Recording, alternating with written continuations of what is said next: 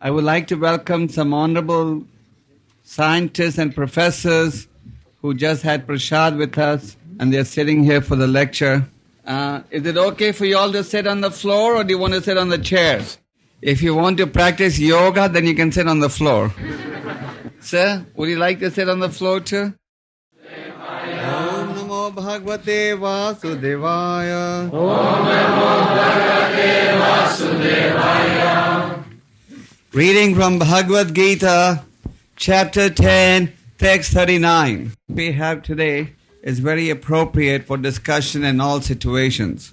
Yachapi sarva bhutanam bijam tadham arjuna na tad asti vinayatsyan maya bhutam characharam yachapi sarva bhutanam bijam tadham arjuna na tad asti vinayatsyan maya bhutam characharam.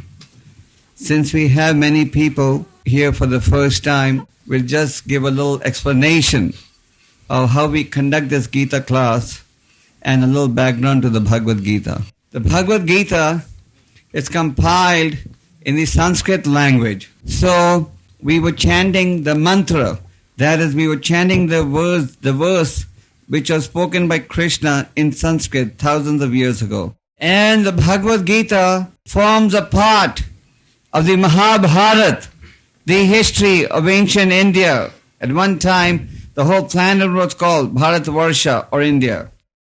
The Bhagavad Gita contains philosophy, that is, in reality, the summary of the vast Vedic literature. And it is the oldest book of knowledge on this planet. The Bhagavad Gita is not just a religious book, it is actually a book of knowledge.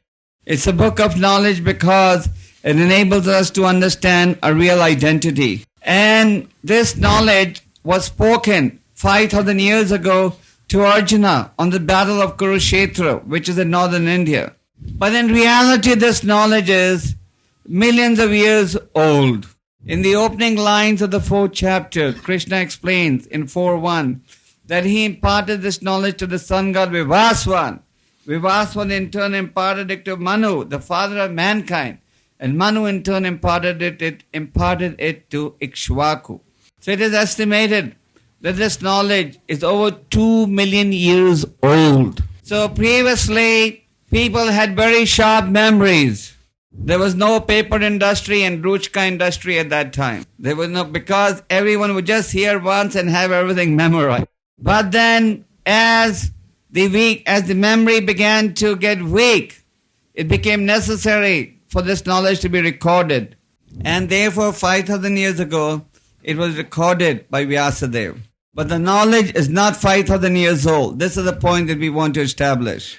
The knowledge is over 2 million years old. Now, in every verse of the Bhagavad Gita, there's a very powerful philosophical message. For example, in the verse that we are studying today, Krishna is saying that he is the generating seed of all causes. Krishna is saying that nothing can exist without me, whether it's moving or unmoving. So everything that you and I see is a result of the Lord's creation. In fact, before we came down to this class, we were talking to our scientist guests, and this is the point that we were making to them, that God is the cause of all causes and the real supreme scientist. And it is a good coincidence that the verse for the day was also on the same theme. So everything has a cause. Nothing comes without a cause. If all of you are sitting here, it is because all of you used your legs to come to the temple. Whether you came by car or metro or bus is another thing. But you made the effort, and that is why you are here. If I'm using a microphone to communicate to you, it is because somebody has placed the microphone, which at one time was manufactured by somebody else. If we are sitting in a building, it's because somebody at some time took the bricks, took the cement, took the other ingredients from earth, put it all together and made this house. That is why you and I are sitting in this building today. So without his potency, nothing can exist. This is the single factor that identifies a devotee of the Lord. He recognizes that the Lord is the cause of all causes. And those who don't acknowledge the supremacy of God, they try to conclude that nature is the cause of all causes. But our consistent statement to those who claim that nature is the cause is, who has created nature? What do you define nature to be? The sun and the moon, they are definitely part of nature. The clouds that pour water, that's part of nature. The oceans and the rivers that carry water and mineral resources, that's part of nature. And the mountains that carry minerals, they are also part of nature. And the earth that gives you the fruits, the flowers, and the food to eat, and other natural resources, including oil, that's also nature. This is known as earth, water, fire, air, ether.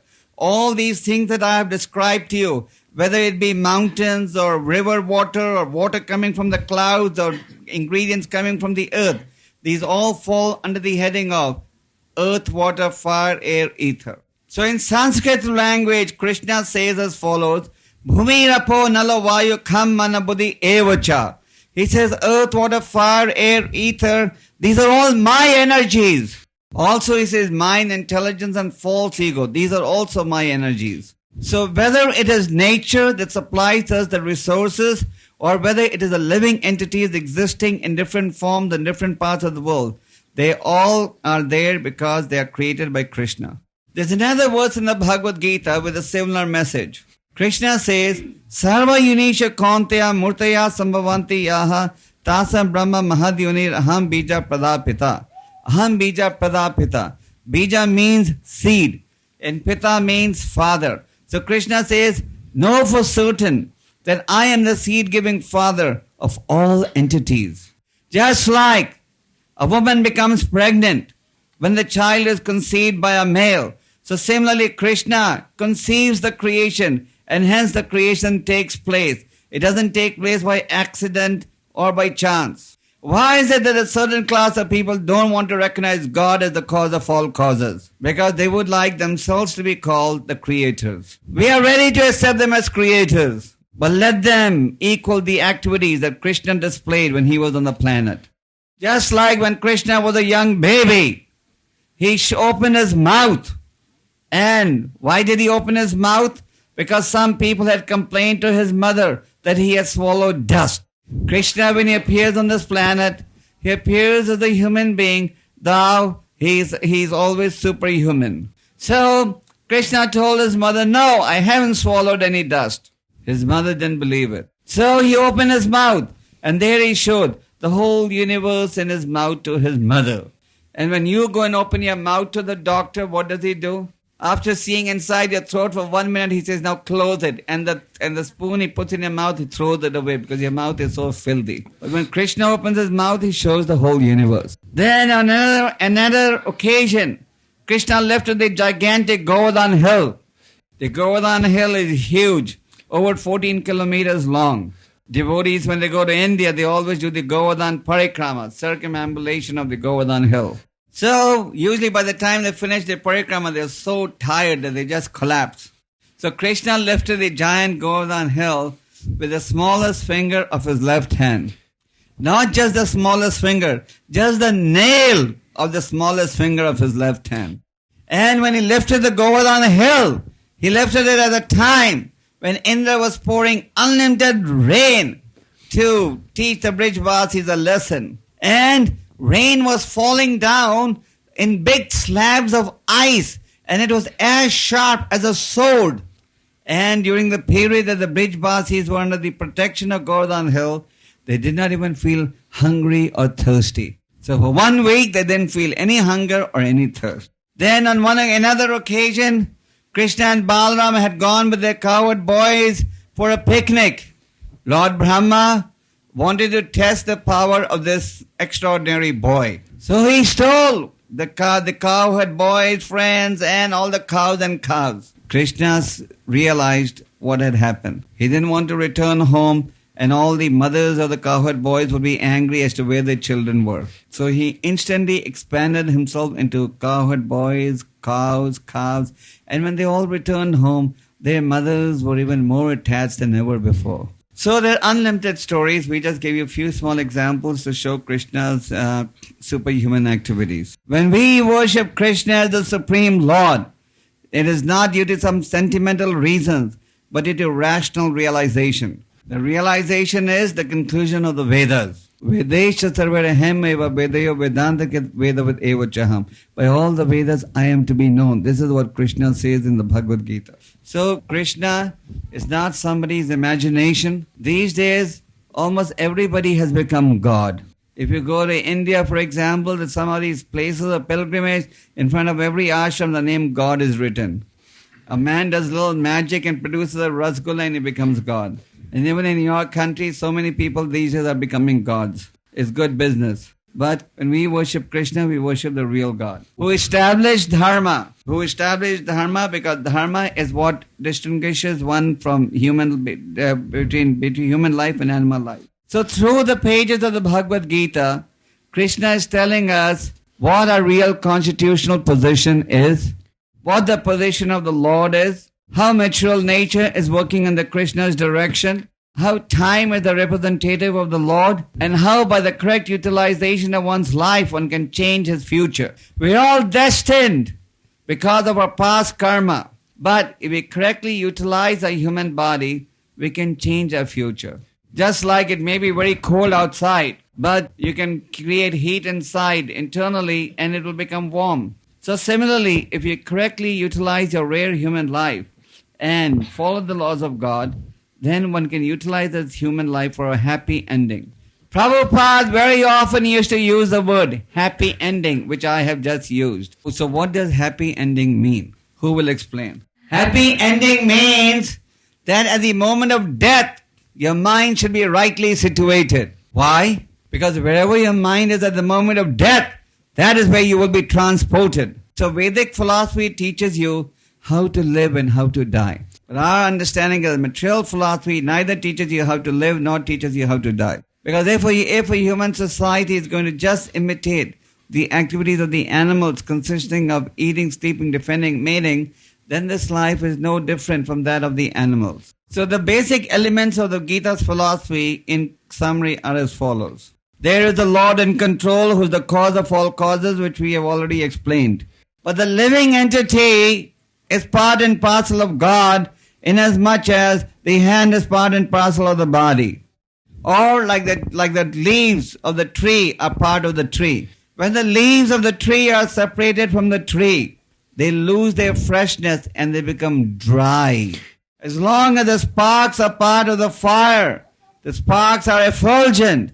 But when the sparks fall on the ground, they lose their effulgence. So similarly, the living entity, as long as he recognizes his eternal relationship with God, he'll be happy and peaceful. So Gita explains that just like you and I change our dress, similarly the soul is changing bodies. In other words, the body is perishable and the soul is eternal. And how is this body, what is this body composed of? It is composed of the same elements that make this building or this earth.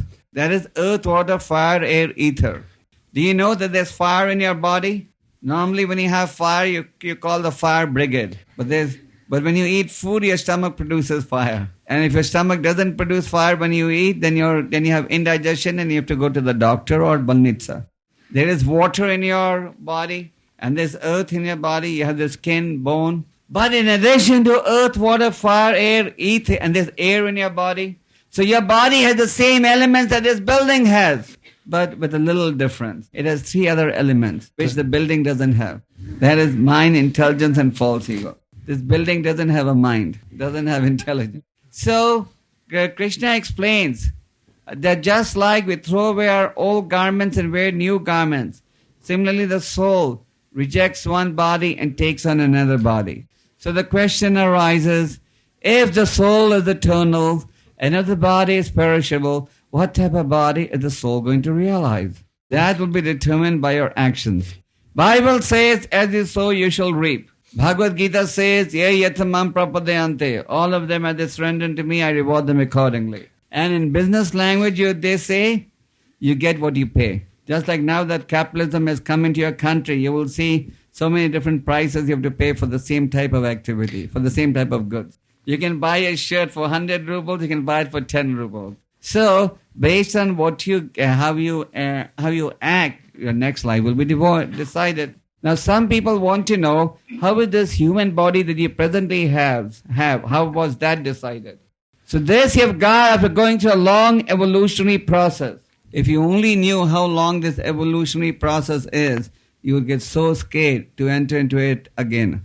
You want to hear the whole cycle? In the beginning, you take your birth as one of the species that lives in water. And there are 900,000 species in this category. Even our scientists, modern day scientists, admit there are thousands of species that live in water. The scientists who are sitting here agree with that. Then there are species that live on earth but cannot move, like the trees and the plants, the swetoks, so many. So there are nearly 2 million species that belong to this category. Then there's species that belong to the insect category, over 1 million, 1.1 million. The bird category, nearly 1 million. And then the animal category, 3 million. And human category, 400,000. So after going through all this, you ultimately get a human birth. Do any of you people like standing in long lines for Malako in the morning? Do any of you like standing in long lines for Producti? Nobody likes to stand in line. When you get stuck in traffic, how angry you feel. So just imagine how many long lines you had to stand in before you got this human birth. And if you misuse it, you'll be sent on back of the line again. So the Vedic conclusion is, utilize this rare opportunity properly. So Bhagavad Gita establishes the soul doesn't die with the end of the body. Therefore, soul is eternal, body is perishable. This point is not difficult to understand. When a person dies, why do we cry he has died? The body is still there. What is there to cry? But there's something that was in the body that has gone away. And that something is the soul. You look back at a picture of yourself when you were a young child. You will say, this is I when I was 5 years old or 2 years old. But your body looks completely different today. So on what basis do you say this is I when I was 2 years old? There's something that was there in the body then. There's something that is there in the body now.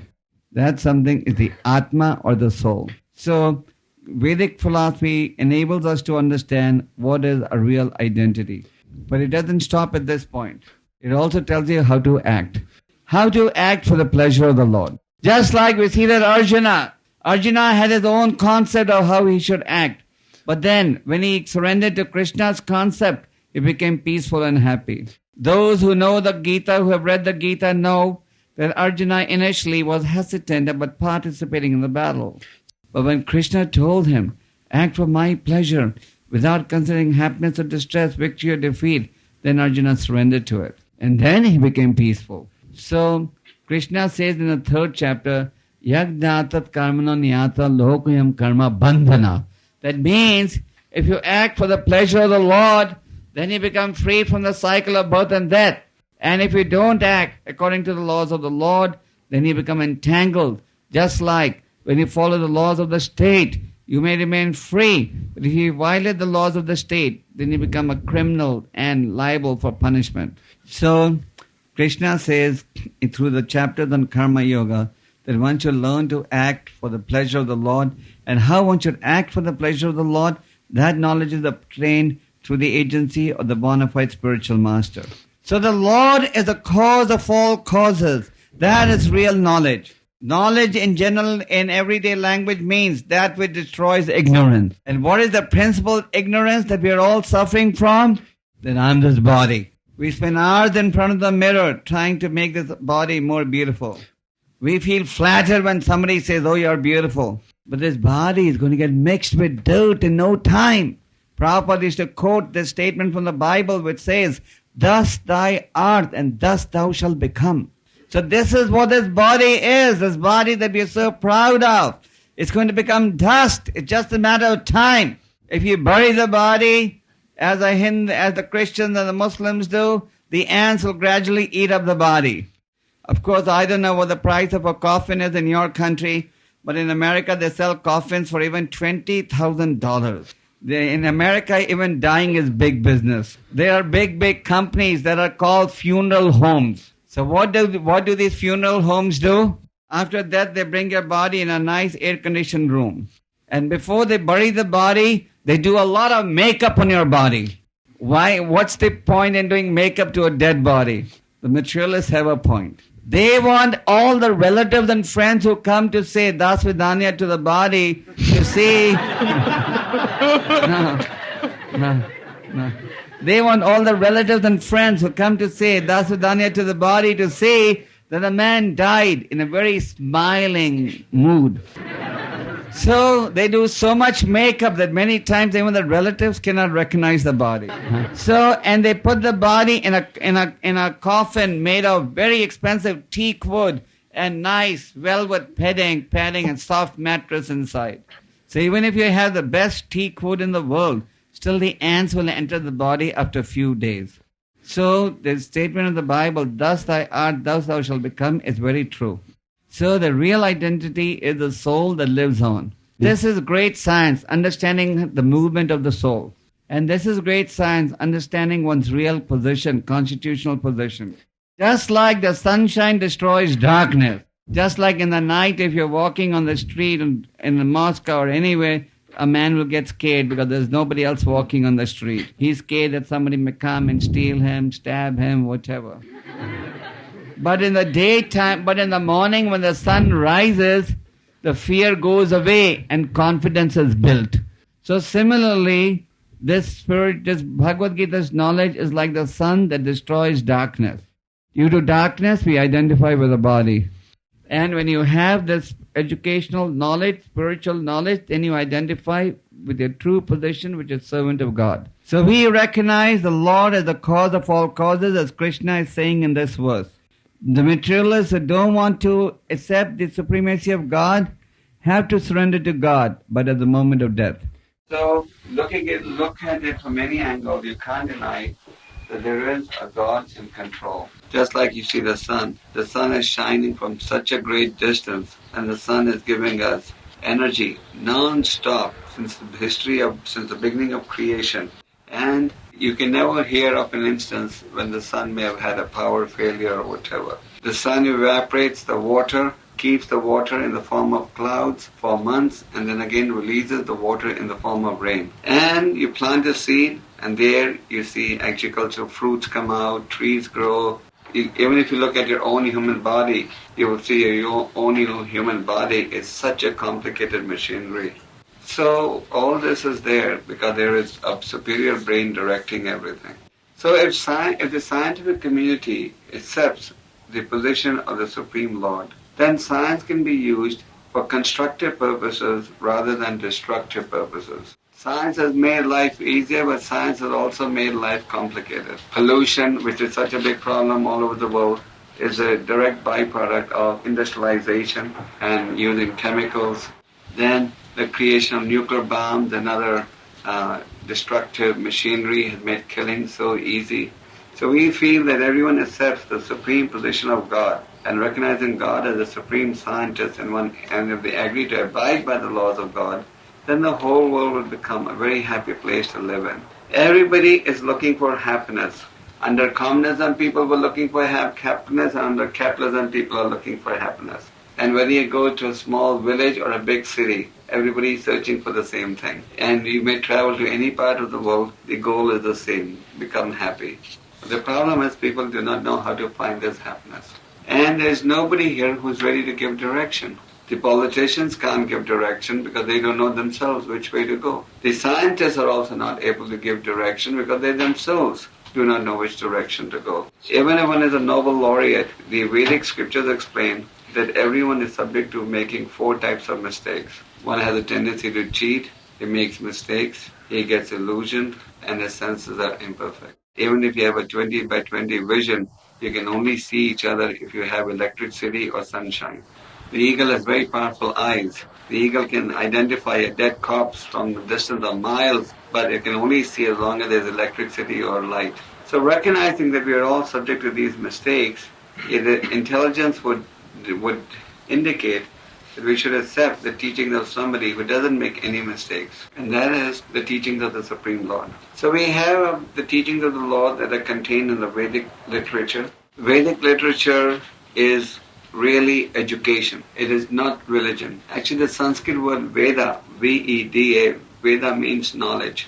Actually, there are many words of the Russian language that are also derived from Sanskrit, like Agni, Dwar, there's so many. So the Vedic knowledge is for entire humanity, not just for a particular section of the society. And the Vedic knowledge is that human body is realized after a long process of evolution. Darwin also believed in the evolutionary theory, and many scientists believe in evolution. But they think that this evolution, which is coming up to lower animals, ultimately originated from matter. But the Vedic answer is different. The Vedic answer is that life does not come from matter, rather matter comes from life. And yes, evolution is taking place from lower species to higher species. And ultimately, when the human body is realized, it is meant for a special goal, that is to establish a relationship with God. So the Vedic injunction is that one may stay in the profession that one has, as long as the profession is not against religious principles. But his life should be so molded that one can also follow the laws of God. And if one followed the laws of God in pursuing his regular life, and does by the supreme direction of the scriptures, then one will be happy in whatever he executes. Now, with that little bit of introduction, I would like to get a little feedback from all of you. What do you think about this outline that we have presented? Before we can support or deny this position, first of all, we should understand this position thoroughly. We think it is very correct. What do you understand by God? What do you understand by God? Different people have different understanding of God. Just like I remember about 6 years ago, I regularly used to meet with a group of Russian scientists who were working in Kenya at that time. And they would not believe in God. So when I would ask them, where is everything coming from? They would say nature. And then when I would ask them, but who is controlling nature? They would say nature. And they had no answer. So we will now tell you what is our understanding of God.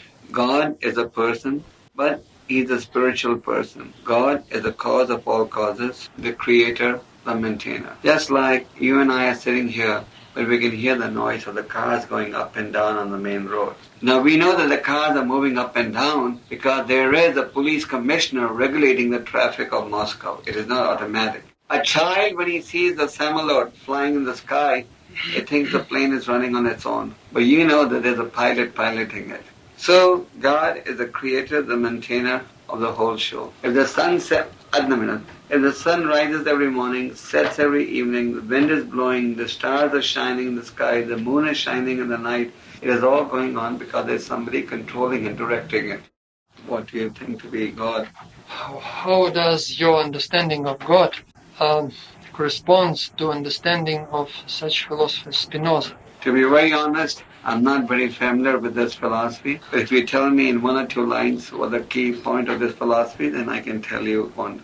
Spinoza considered God, substance and nature are similar items, and it is just very similar, very like. The conceptions God, nature, and substance, he considered, is the cause of itself.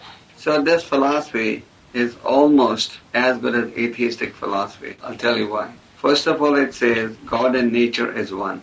Secondly, it says that nature created nature. So this philosophy is not different from the other atheistic philosophy that is prevalent in modern society today. Whereas the Vedic philosophy is that there is a God in control. The God is the cause of all causes, and mankind must establish his relationship with God. Just like your hand has a function as long as it is connected with the body. But if the hand is separated from the body, then the hand loses all value. So as long as we are connected with God, then we have value.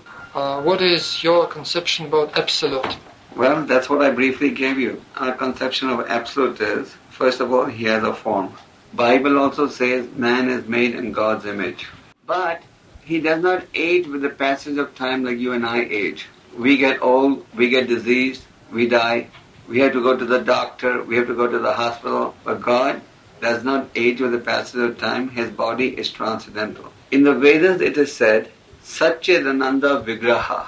This means, in English, his body is eternal, full of knowledge and blissful. So that is the nature of his body. It is full of knowledge, it is blissful, and it is eternal. but he can do the function of any one part of his body, any function with any part of his body. I can explain to you many wonderful pastimes which the Lord exhibited when he was a young child, but I'm afraid at this time if I reveal them to you, you may think that we are just brainwashed and we're just listening to fairy tales. We'll tell them to you gradually, but first we'll answer your initial question. No, I like your question. Some more questions? Maybe later. Okay. When in Kenya scientists answered that nature creates itself, you considered it was not logical. But he can put a logical question. If you consider God is origins, who created God? I'll be glad to answer this question. Nobody creates God. That's why he's God. If there was somebody who created God, then that somebody would be called God. Now let me explain to you how nature works. The different ingredients of nature: earth, water, fire, air, ether. Now all this running of nature is being directed by a body called demigods. And in total there are 33 crore demigods. 33 million. And these demigods appear to be the direct cause of everything that you and I see. But these demigods are subordinate and created by a supreme God. So that supreme God is the cause of everything. Just like you may have various ministers who are in charge of different departments in your country. But ultimately there's a president, maybe Yeltsin, or yesterday was Gorbachev. So the demigods who appear to be the direct cause, but they themselves have another cause behind them. So the supreme God has no cause. Therefore he is God. If somebody created him, then that somebody is God. He considers that from logical point of view, there is no difference between the answers that gave scientists in Kenya and your answer. They answer nature created nature, and we answered God creates everything. I find it hard to understand how you don't see the difference. The difference is as distinct as it is between day and night. When you say nature created nature, you take away the credit and the work done by God. Nature cannot expand itself unless nature is also directed by somebody. So God is the creator of nature. God is the creator of human beings. God is the creator of life. All I'm saying is, if you say that what the scientists in Kenya said and what I said is the same thing, then maybe I didn't express myself properly to you. According to Spinoza's understanding, substance and nature are identical to God. It is initial cause of all causes. How can nature and God be one? Nature, there's somebody who has, just like this house. This house has been built because some workers got together, transported the bricks and put it together. So this house does not manifest itself on its own. So how can nature manifest itself? Somebody has to work out. You as scientists should know how scientific the whole earth is. You and I are living on earth, walking on the earth. But below the earth, you have all the natural resources. And below that, you even have water, oceans of water. So you don't think there was some scientific arrangement that had to be worked out so that all these things would be there? And you're giving so much importance to the statements of this author, Simmons. But why don't we acknowledge the greatness of Krishna? Krishna has given us the Vedic literature. God, as I said, is infallible. He never makes mistakes. So why don't we take the work of the supreme scientist and have trust in him rather than have trust in philosophers, scholars, even if they are Nobel laureates. We know they're smokers, drunkards, and, these evil things, and gradually they die with the passage of time. If you can find a scientist that can create something like a human body, we'll surrender to him. If you can find a scientist that can work out an arrangement where a man and a woman get together and they have children, we'll surrender to him. If you can have a scientist who can produce a bulb as powerful as the sun, which will never get reduce its heat, then we can surrender to him. You see, the mature scientists create one test tube baby, and it hits the headlines and they get Nobel Prizes. But God is producing millions of test tube babies every second. So all we are trying to say is, God is the greatest philosopher. Why should we not accept his philosophy? He's the greatest scientist. There's no one more intelligent than him. The whole world is trying to understand this human body, all the scientists of the world since history, and they still can't understand it. Why did so many religion movements appear? It's a good question. Well, actually, there's only one religion. Religion means to follow the laws of God. And religion means because you're following the laws of God, then naturally you don't do anything against the laws of God. That means you give up everything sinful and undesirable. Just like if you're a law-abiding citizen of the country, then automatically you have to follow the laws and not do anything that is against the government laws. So, if so many religions today have cropped up or developed around the world, it is because people want to accept religion, but they don't want to accept real religion. Like we don't mind if somebody practices Christian faith, Hindu faith, Jewish faith, Islamic faith, as long as they are living by the principles of scriptures and they are avoiding sinful activities. Does that answer your question? Why are there so many conflicts among followers of various religions like Islam and Christianity, and even up to bloodshed? I gave you a partial reply. People want to have religion, but they don't want to follow real religion. Just like people are advertising on television. Surrender to Jesus Christ, He died for your sins, so you can do what you want and Jesus Christ will protect you. So if you want to surrender to Jesus Christ, you must follow Jesus Christ's teachings. Otherwise, to surrender to Jesus Christ means nothing. Do you work for an institute, sir? Yes. Okay. So, since you work for an institute, you have to follow the laws of the institute. Then you can work there. You can't say, I'll work for the institute and I'll do what I want. So people are saying, Jesus Christ died for our sins, so I can do anything I want, do all the nonsense, and I'll be protected just because I'm taking shelter of Jesus Christ. You may pardon your son once, twice, 3 times, 4 times for a mistake he makes, but not every day. You didn't get this gentleman's introduction. He is a mathematician, collaborator of Moscow University. Next year, he says, there should be a worldwide congress of unification of all religions in London. In London. And what is the role of Bhaktivedanta Institute, and especially our Moscow section of Bhaktivedanta Institute? And this conference or in general? Well, he's interested in this concrete conference. Frankly, we are not involved with this conference. Of course, when the conference takes place, we will also participate and emphasize the importance of religious principles. But the Bhaktivedanta Institute and ISKCON and our various agencies, they're always holding conferences around the world and meeting other people, even different religious leaders, telling them the importance of following the real laws of God. This is the first time you've come to a Bhaktivedanta Institute program, sir? Not first time, because we already met once on one of our programs, so it's the second time. Any comments from you, sir? Fyodor Petrovich said that this is not the first time that this Congress was convened, and it is on the auspices of Vivekananda Mission, 100 years ago. We have some very nice vegetarian snacks for all of you, for sure. Well, we'll be glad to answer more questions. Please don't feel embarrassed. We are used to getting even heavier questions than what we've got so far. I actually had the opportunity to come to your country first in 1976. And at that time, I met many professors at Moscow University and Leningrad University. And I remember that at that time at least, they were so heavily against even the concept of God that they had such strong views. Now, of course, times have changed and God has a much greater awareness in your country than at that time. Maybe he said we're a little bit more educated, more... Valerie, can you give a copy of Bhagavad Gita? Have you? There's a very there's a very ancient book. I heard. No, I want one with a jacket cover. Show me one Bhagavatam also and one Bhagavad Gita. You see, you must have 1 or 2 Bhagavatams also. You all must have read about many philosophers, even Shakespeare. How many books did Shakespeare write? Read 200 the most. But the Vedic philosophy is so vast that even if this whole, the room was full of the books, it would only be a small portion of the Vedas that are left, that are there. Now this is the Bhagavad Gita. This contains the summary of all the Vedic scriptures. You must have seen the advertisements in television and billboards at metro stations and even in buses.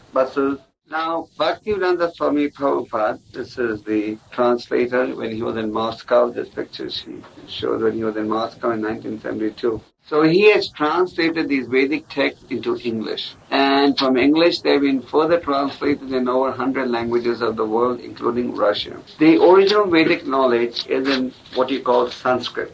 And as some of you may know, almost all languages are derived from Sanskrit. So this is an ancient Sanskrit. This knowledge was spoken 5,000 years ago. So 5,000 years ago, this knowledge was spoken only on this earthly planet. But the knowledge is not 5,000 years old. It is over 2 million years old. But if you read this book, you will see, oh boy, this is exactly what is happening today. Because this contains eternal knowledge, which is known as Sanatana Dharma. So we in the Krishna conscious movement, and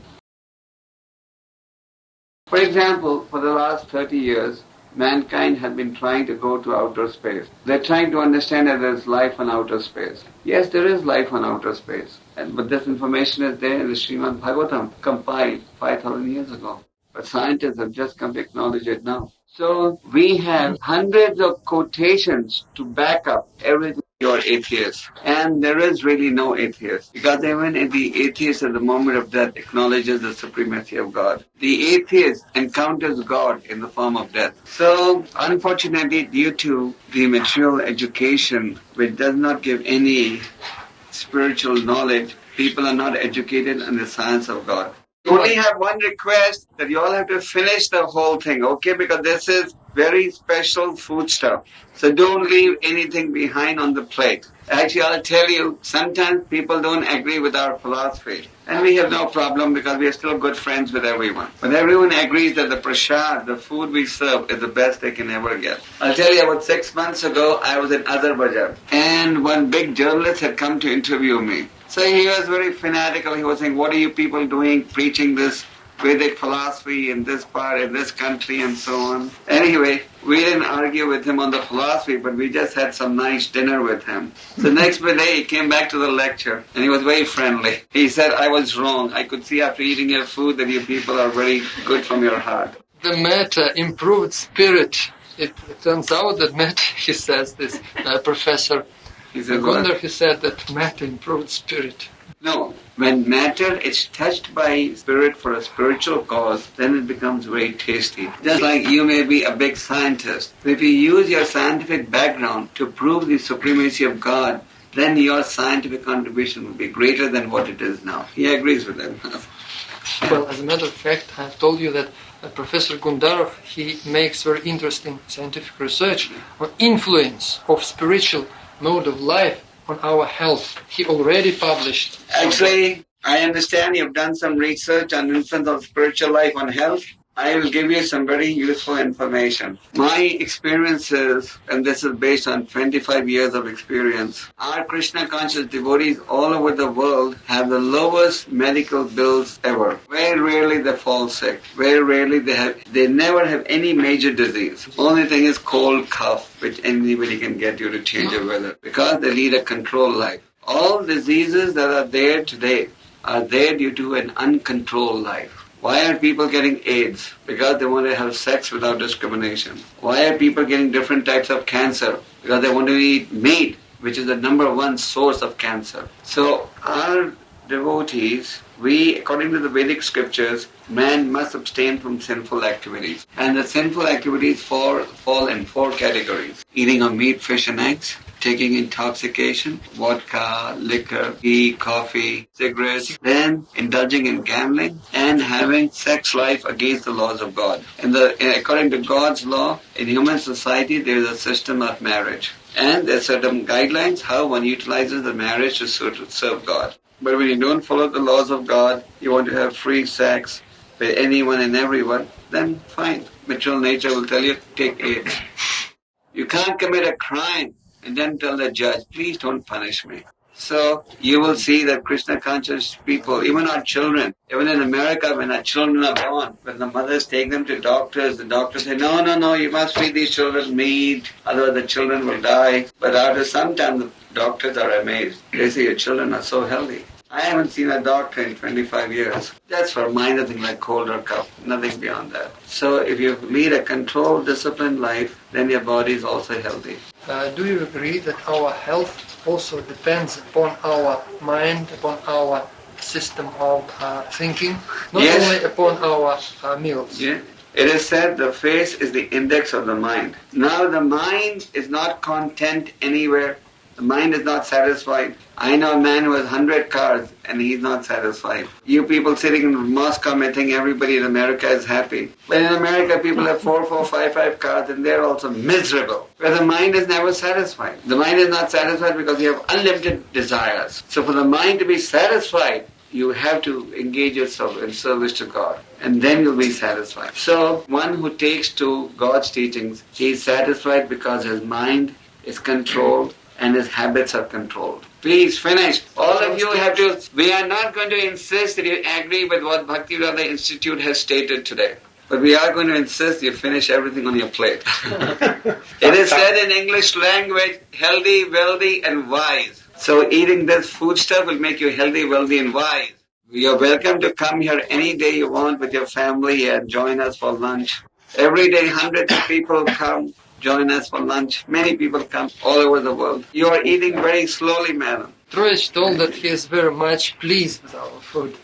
He likes it very much. Well, we would like all of you to also read the Bhagavad Gita on a regular basis, and you will find that this Bhagavad Gita will give you peace of mind. The politicians are not going to give you peace of mind. Don't think that now that you switched over from communism to capitalism, all your problems are over. The problems will not be over till you understand your relationship with God. Professor Gundarov asked a question. What was but that? Just at that question, at that moment we had prasadam. He asked, which religion, faith can you advise to those atheists who begin their spiritual life? Well, I may be a little biased, but I'll tell you the truth. I can just say, try reading the Bhagavad Gita. You see, religion is just not that you have to go to a big church or you have to just do what everybody else is doing. You need people who are following what they are preaching. A key ingredient of religion is purity. Just like in ordinary life, when you find out that your president, suppose your president is corrupt and all, then don't you lose faith in him at once? So similarly, God and religion has to be completely pure. If I tell you to give up nonsense and I do nonsense, then you as an educated man will say, hey, this man's a hypocrite. Do you agree with this? So try Krishna consciousness, try this millions of years old Vedic philosophy. Nicholas, maybe you can explain what really impressed you about the Vedic philosophy, and you can give a 1-minute background to your academic learning. PhD from Moscow University? Sure. He's our chief cook here. Nikolai Petrovich says that on our scientific seminar, basis of scientific knowledge, in the same way we have also some food after ending, and vegetarian. Also, Yuri Petrovich also vegetarian, and so we have a lot of in common. Well, if we meet more often, then the common ground will increase. So now we can hear Nicholas explain for 2 minutes his background and why he took to this Vedic way of life. The Krishna conscious movement, there are many thousands of educated people. He's also educated, Vishwamitra. I was studying in Canada when I heard about this philosophy and I found it very attractive. Graduate study, postgraduate study, and completed postgraduate of Institute of General Psychology, Academy of Science. Then he worked in Institute of Psychology, Academy of Sciences. He was studying space and influence of space on man, on human behavior. When all members of our meeting took their seat, immediately a question arises, why every person took his concrete seat in our room. And when he was searching the answer, he was looking what does mean, what inner space within the person. And he began to study Buddhism, Buddhist philosophy. But somehow or another he couldn't find satisfaction answer, and he thought his scientific research will never be completed. Then he began visiting lectures on classical. One of the lectures he was going from metro Vedinha, a woman devotee who she was distributing books. During previous 6 years he read Bhagavad Gita in unauthorized translation. We have books, Science of Self-Realization in Russian, and we are going to present to each member. I already made it. He was interested by which methods he can investigate the inner space by means of meditation. And she answered that there are such methods. This Mataji answered that there are methods of investigation. And he began reading Bhagavad Gita exclusively for solving his own problem. And gradually he understood that his studying of Bhagavad Gita was much more important than just only for solving his problem. And he met such words that absolute truth is a person. And he felt it is the most interesting thing in the world. Very nice. So now you feel total satisfaction? Found inevitability, and he may continue his investigation. So our request to all of you that were very kindly come here today, we have a simple request. All of you are mature, senior people, well qualified academically. Our request is read the Vedic philosophy. We'll give you one book as a sample today. You have done experiments all your life. That is the business of scientists, to do experiments. So, you have experimented all your life, now just conduct one more experiment. And to conduct this experiment, you don't need any government funding. For most experiments, you need funding from someone. So, if I tell you the experiment, are you ready to experiment just for 1 month? Yes. So read this book, and you can try the chanting of Hare Krishna mantra for 10 minutes every day. And if you don't like it, stop it. If you get something for free, valuable, nothing, you have no risk. So these are books that we would like to. Do any of you want to have some more? You're not finishing your too much? She says too much for her. She is also vegetarian.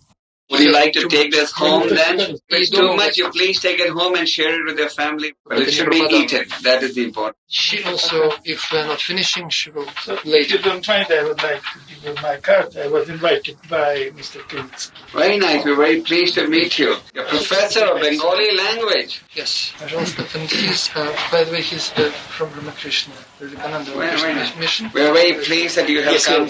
So, our request, try this experiment.